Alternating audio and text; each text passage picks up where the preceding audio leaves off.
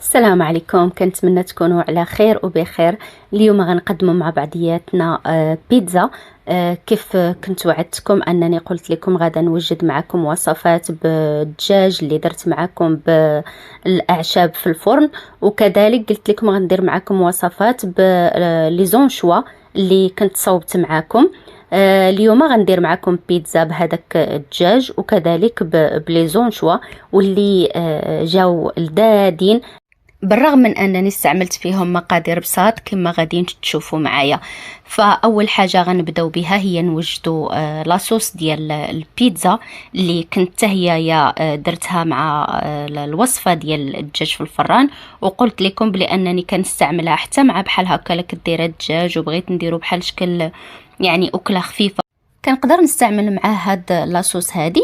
بغيتها مالحه راه نزيد الملحه تكون زايده، بغيتها تكون حلوه راه كنزيد السكر هو اللي زايد.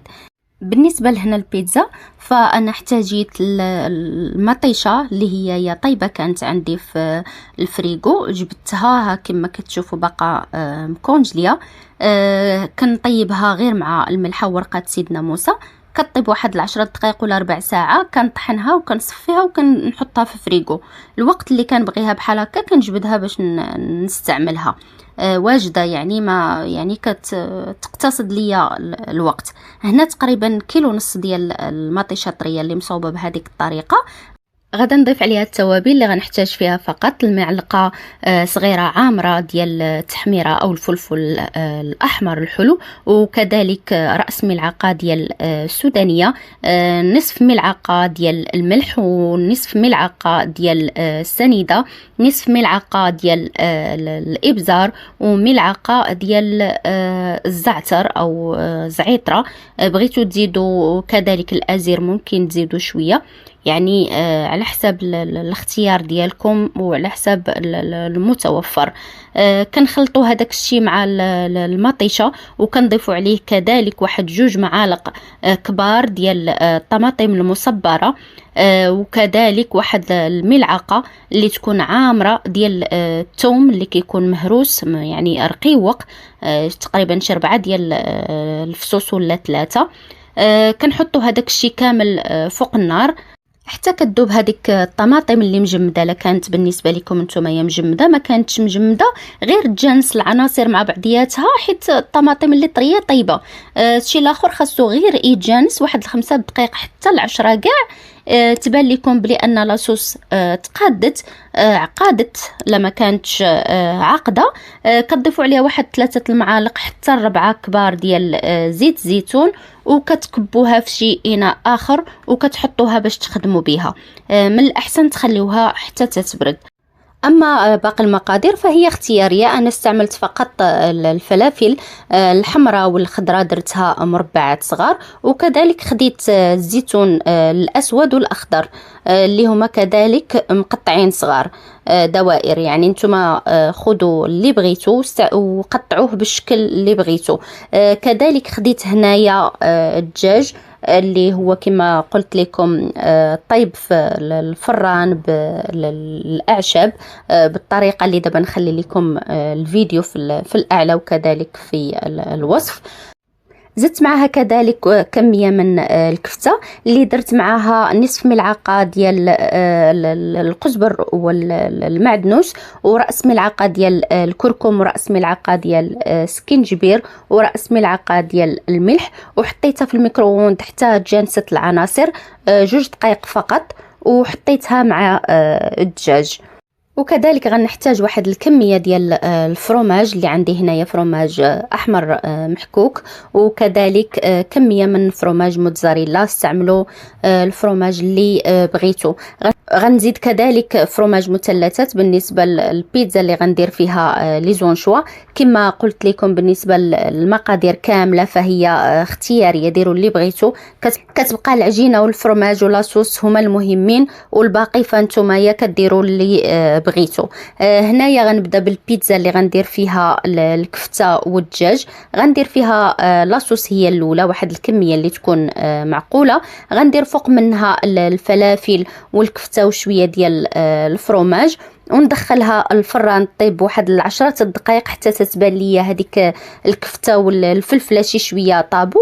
وكنخرجها كنرجع نضيف عليها باقي المقادير اللي هما يا الدجاج اللي هو يا طيب، ما بغيتش نديرو من الاول باش ما ينشفش. وغنضيف عليها كذلك الزيتون وكميه اخرى من الفرماج حتى كيبان ليا هذاك الفرماج داب والعجين تحمرات بالقدر اللي نتوما كتبغيو. كاين اللي كيبغي بالنسبه للعجين تبقى شي شويه بيضه، كاين اللي كيبغيها تحمر. شوف كله يعني على حسب الذوق ديالو في الاكل، وكيخرج البيتزا ديالو. البيتزا ديالو واجده بالنسبه لهذا النوع، يعني بسرعة كتوجد، خصوصا يعني الا كانت عندكم العجين موجودة او شريتوها واجدة ولاصوص حتى هي واجدة في الثلاجة، فبسرعة كتوجدوا البيتزا ديالكم الا كانوا المقادير محطوطين عندكم في الثلاجة. كتجي فعلا لذيذه، ما تشبعوش منها، بالاخص ان هذاك الدجاج منسم بهذيك الاعشاب. وانتم كما كتعرفوا البيتزا فكتبغي الاعشاب بزاف، وكتبغي يعني لاباط تكون زوينه، كتبغي لاصوص تكون مزيانه، كتبغي الكميه ديال الفرماج تكون كثيره. يعني الا قدرتوا تكثروا تا اكثر كثروا، يعني على حسب الصحه ديالكم وعلى حسب المتوفر.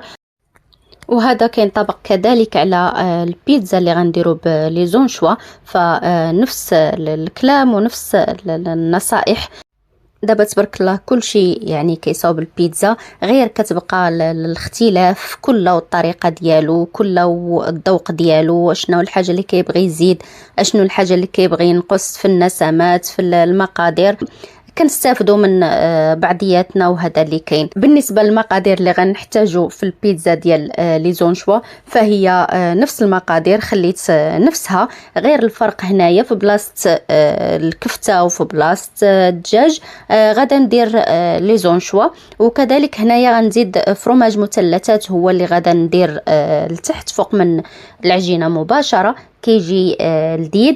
وكذلك غنزيد الزعتر، لان الحوت كيبغي الزعتر، كيبغي اليازير حتى هو، الا بغيتو ضيفوه كيجي كذلك لذيذ مع زونشوا. هنا بالنسبه للمقادير فانا غادا نديرهم كاملين في مره واحده، وندخل البيتزا طيب في مره. يعني ماشي كيف البيتزا الاولى. غندير لاصوص ديال مطيشه، غندير فوق منها الفلافل والزيتون، وغندير لي زونشوا، غنحك فوق منهم واحد الكميه ديال الزعتر اللي تكون مزيانه، وندير الفرماج وندخل البيتزا ديالي الطيب اللي غادا طيب حتى هي بسرعه، تقريبا في 10 دقائق حتى لربع ساعه. تبان لكم بان العجين ديالكم تحمرات في القدر اللي تبغيو، تبان لكم الفرماج داب، صافي راه هي البيتزا ديالكم واجده.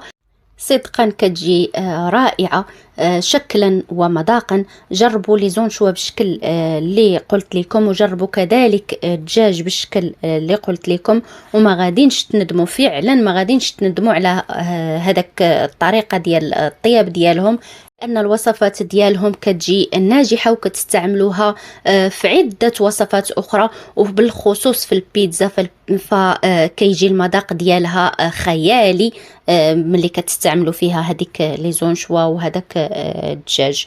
بهذا كنقول لكم بالصحة والراحة، مع السلامة، إلى وصفة مقبلة إن شاء الله.